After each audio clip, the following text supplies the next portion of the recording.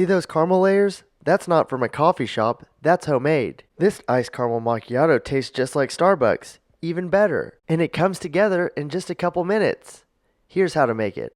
We're going to start off by brewing a double shot of espresso. If you like your drinks on the sweeter side, just use a single shot instead. But for this 16-ounce iced caramel macchiato, I recommend a double shot. If you don't have an espresso machine, no worries. Just brew 4 ounces of very strong coffee. This is the fun part. I always enjoy watching this. Okay, quick tip. Most recipes I've seen have you creating espresso at the end. I like to do it at the beginning, just like a frappuccino, because now I'm going to place this double shot of espresso in the fridge. This will let it cool down while we move on to the next steps. Don't worry, espresso, we won't forget you.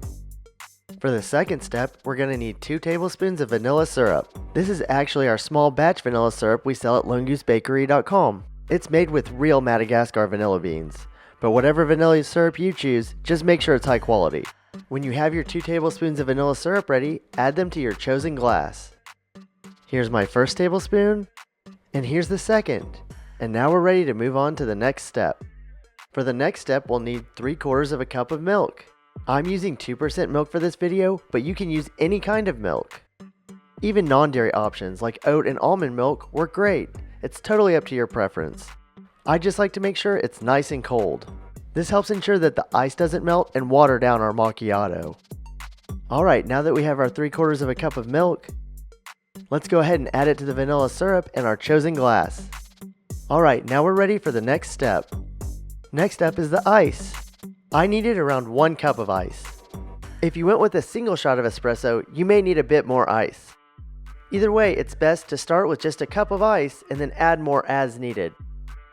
When you have your ice ready, go ahead and slowly add it into your chosen cup. You're going to want to stop around the same point that I do, which is roughly 1 inch from the top. That will give you enough space to add the final 2 ingredients. And up next, we bring back an old friend, the espresso or coffee from the first step. By now, it should have had plenty of time to chill in the fridge. When you're ready, bring it out and slowly pour it over the ice. I spilled a little bit just to prove to you that I'm not AI. Okay, this is one of my favorite parts of this video. The way that the espresso interacts with the milk is one of the many reasons I love this drink.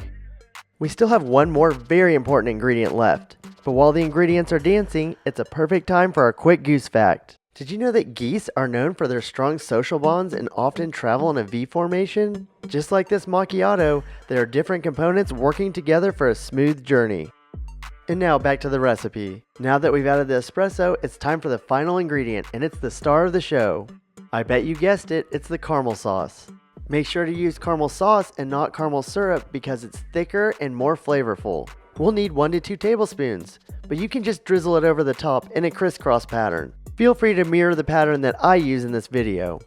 Alright, we've got all the ingredients added in, but we're not done yet. Here's one last look at our iced caramel macchiato before we mix it up a bit. If you're serving it to others, you can hand it to them as is and have them complete the final step. Now all we need to do is add in a metal straw or spoon and mix everything together. And wow, the coloring on this is amazing. When you're finished mixing everything together, your iced caramel macchiato is finally ready to enjoy. While you're enjoying, look down at our number of subscribers. As you can see, we're a small but growing channel. So don't forget to subscribe to be one of our early followers. And don't miss out on our future coffee shop favorites. In just a few minutes, we've made this deliciously refreshing drink. But now we need something even colder for those hot summer days. Check out our popular caramel frappuccino recipe, and I'll see you there.